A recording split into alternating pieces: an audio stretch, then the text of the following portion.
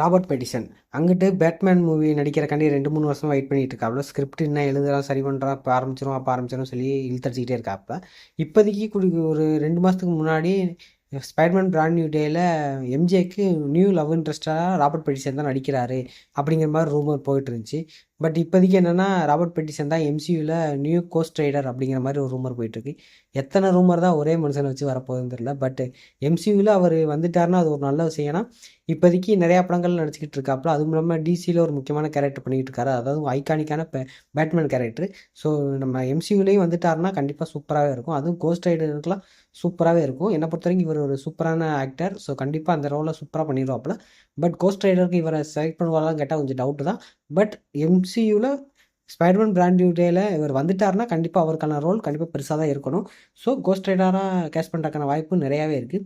But cost ரைடராக வருவாரான்னு ஒரு சில இடங்களில் கன்ஃபியூஷனாக இருந்தாலும் கண்டிப்பாக கோஸ்ட் ரைடராக வந்தால் அவரோட பர்ஃபார்மன்ஸை பெட்டராகவே இருக்கும். ஏன்னா நிறையா படங்கள் சொல்ல போகிறது என்னென்னா, இதுக்கப்புறம் நம்ம மிட் நைட் சென்ஸுங்கிற ஒரு இதை தான் அடாப்ட் பண்ண போகுது எம்சியூ அப்படிங்கிற மாதிரியும் ஒரு சாஃப்ட் ரீபூட்டாக தான் இருக்க போகுதுங்கிறதையும் ஆல்ரெடி நிறைய இடங்களில் ரீபூட் பண்ணிக்கிட்டே இருக்காங்க. ஸோ நம்ம எல்லாமே திரும்ப திரும்ப பார்க்கும்போது நிறைய விஷயங்கள் ரீபூட் ஆகிடுச்சு. எம்சியும் கண்டிப்பாக ரீபூட் ஆக தான் போகுது சீக்ரெட் வார்ஸுக்கு அப்புறம். அப்படி இருக்கும் பட்சத்தில் கண்டிப்பாக மிட் நைட் சன்க்கான நிறையா கேரக்டர் உள்ளே கொண்டு வரணும். ஆல்ரெடி 1-2 கேரக்டர் தான் இருக்காங்க. பிளேடு இது வரைக்கும் இன்ட்ரடியூஸ் ஆகவே இல்லை. ஸோ கண்டிப்பாக இவரை கோஸ்ட் ரைடராக உள்ளே கொண்டு வந்துட்டு இதுக்கப்புறம் பிளேடுக்குன்னு ஒரு மூவி எடுத்து அடுத்து வரப்படும் படங்களில் மிட் நைட் சன்னுக்கு ஒரு அடித்தளமாக கொண்டு போகிறக்கான வாய்ப்பு நிறையாவே இருக்குது.